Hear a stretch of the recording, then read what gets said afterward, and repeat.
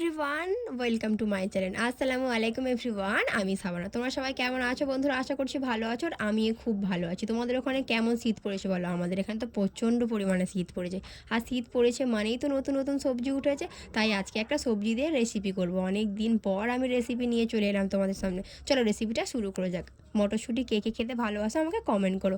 আজকে মটরশুঁটি দিয়ে একটা রেসিপি বানাবো। সবসময় তো মটরশুঁটি রান্নার কাজেই ব্যবহার করা যায়, আজকে চলো একটু ভাজা করে খাওয়া যাক। সব মটরশুঁটিগুলোকে আমি ভালো করে ছাড়িয়ে নিয়েছিলাম, তার সঙ্গে পেঁয়াজ কুচিয়ে নিয়েছিলাম, লঙ্কা কুচিয়ে নিয়েছিলাম। আর ভালো করে পেঁয়াজ লঙ্কাগুলোকে ভালো করে তেলের সঙ্গে নেড়ে নিচ্ছিলাম, আর মটরশুঁটিটাকেও ঢেলে দিলাম। দিয়ে এদিকে রান্না বান্না স্টার্ট করে দিলাম। ভালো করে ঢাকা দিয়ে রান্না করছিলাম। আর এদিকে দেখো আমি রান্না করছি, আর আমার মেয়েগুলো আমাকে কেমনভাবে জ্বালাচ্ছে। ওদের সঙ্গে একটু ভিডিও বানাতে হবে। অনেকক্ষণ রান্না করার পরে আমার রান্নাটা ফাইনালি কমপ্লিট হয়ে গেল। দেখতে কত সুন্দর হয়েছে দেখো। তোমরা মুড়ি দিয়েও খেতে পারো বা চা দিয়েও খেতে পারো। কেমন লাগলো রেসিপি কমেন্ট করে জানিও। Bye bye.